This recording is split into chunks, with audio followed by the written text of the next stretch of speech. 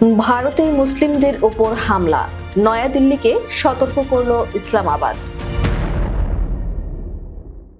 ভারত জুড়ে ইসলাম বিদ্বেষী ঘটনা বৃদ্ধিতে গভীর উদ্বেগ প্রকাশ করেছে পাকিস্তান।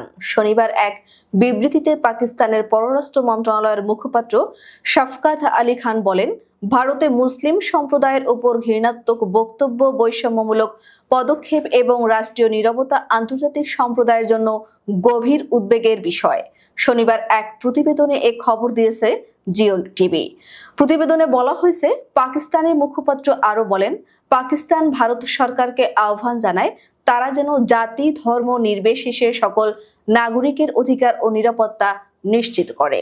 সম্প্রতি ভারতের পেহেলগামে একটি ভয়াবহ হামলায় অন্তত ২৬ জন পর্যটক নিহত হওয়ার পর থেকে সংখ্যালঘু মুসলিমদের উপর চরমপন্থী হিন্দুত্ববাদীদের হামলা আরও বৃদ্ধি পেয়েছে। পাকিস্তান দাবি করেছে, এই ঘটনার পর দুই দেশের মধ্যে সামরিক উত্তেজনা বাড়ে এবং এর জবাবে পাকিস্তান অপারেশন বুরআনুম মারসুস নামের একটি বড় সামরিক অভিযান চালায়, যার আওতায় একাধিক ভারতীয় সামরিক স্থাপনায় হামলা করা হয়।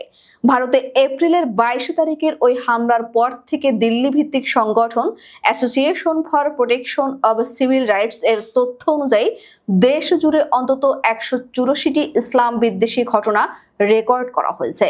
এর মধ্যে রয়েছে হত্যাকাণ্ড, মারধর, হুমকি, দোকানপাট ও বাড়িঘরে হামলা, মৌখিক আক্রমণ ও ভয়ভীতি প্রদর্শন। এসব ঘটনার অর্ধেকেরও বেশি ক্ষেত্রে ঘৃণা ভাষণ জড়িত ছিল বলে জানিয়েছে সংগঠনটি। মুখপাত্র শফকাত আলী খান বলেন, যখন আত্মসংযম ও পুনর্মিলনের সবচেয়ে বেশি প্রয়োজন, তখন রাজনৈতিক বা আদর্শিক স্বার্থে ধর্মীয় বিদ্বেষ উস্কে দেওয়া আন্তর্জাতিক মানবাধিকার আইন লঙ্ঘনের শামিল এবং তা সাম্প্রদায়িক সম্প্রীতি ও আঞ্চলিক স্থিতিশীলতার জন্য হুমকি হয়ে দাঁড়ায়। ভারত সরকারের পক্ষ থেকে পাকিস্তানকে সীমান্ত পারের সন্ত্রাসে মদদ দেওয়ার অভিযোগ করা হলেও কোনো প্রমাণ উপস্থাপন করা হয়নি। এদিকে চরমপন্থী উগ্র জাতীয়তাবাদী সামাজিক মাধ্যম অ্যাকাউন্টগুলো ভারতের মুসলিমদের অনুপ্রবেশকারী বা বিশ্বাসঘাতক বলে আখ্যা দিয়ে ঘৃণার বাতাবরণ আরো বাড়িয়ে তুলছে।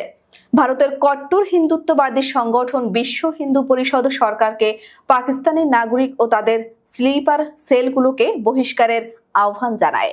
ভারতের বিভিন্ন গণমাধ্যমে প্রকাশিত এক বিবৃতিতে ভিএসপি নেতা সুরেন্দ্র জৈন বলেন, এই ঘটনার মাধ্যমে এটা স্পষ্ট, হামলাকারীর একটি নির্দিষ্ট ধর্ম ছিল। ইন্টারনেটে ছড়ানো ঘৃণার প্রভাব বাস্তব জীবনেও পড়েছে। পাকিস্তানের একটি শহরের নাম বহন করার কারণে ভারতের হায়দ্রাবাদের চরমপন্থীরা করাচি বেকারি নামের একটি দোকান ভেঙে ফেলে এবং দোকানের নাম পরিবর্তনের দাবি তোলে।